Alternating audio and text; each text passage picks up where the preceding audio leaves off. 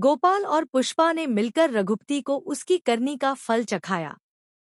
उन्होंने उसे चप्पलों की माला पहनाई और उसका मुंह काला कर दिया।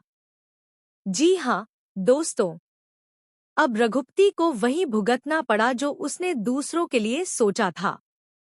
वर्षों तक उसने अपने लालच और अहंकार के चलते लोगों के जीवन में दुख और दर्द बांटा, लेकिन अब समय की करवट ने उसके खिलाफ करवट ली है। पुष्पा, जो हमेशा अपने पति के हक के लिए खड़ी रहती है, इस बार रघुपति की नाकामी और उसकी अधर्मी हरकतों का हिसाब चुकता करने के लिए पूरी तरह तैयार थी। रघुपति ने पहले जो आग लगाई थी, अब उसी का बदला उसे महसूस करना पड़ा। उसकी दुकान जलाकर उसने न केवल दूसरों की मेहनत और सपनों को राख किया था, बल्कि अपने हाथों की गंदगी भी साफ नहीं की। और अब पुष्पा ने ठान लिया है कि वह उसे उसकी हर गलती का हिसाब चखाएंगी। इस घटना के बीच परिवार में तनाव और बढ़ता जा रहा है।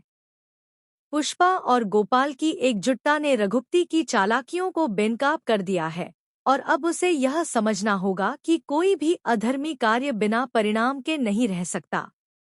लेकिन कहानी यहीं खत्म नहीं होती।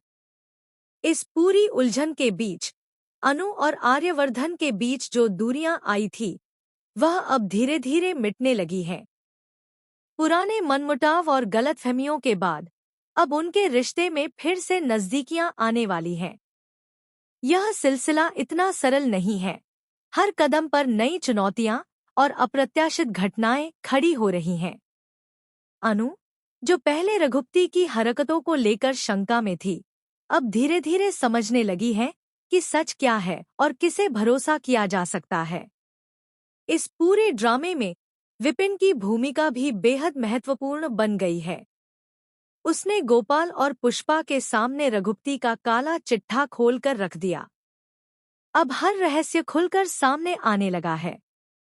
यह चिट्ठा न केवल रघुपति की अधर्मी हरकतों का सबूत है, बल्कि यह उन सभी को सिखाता है कि छल और धोखा हमेशा उजागर होते हैं।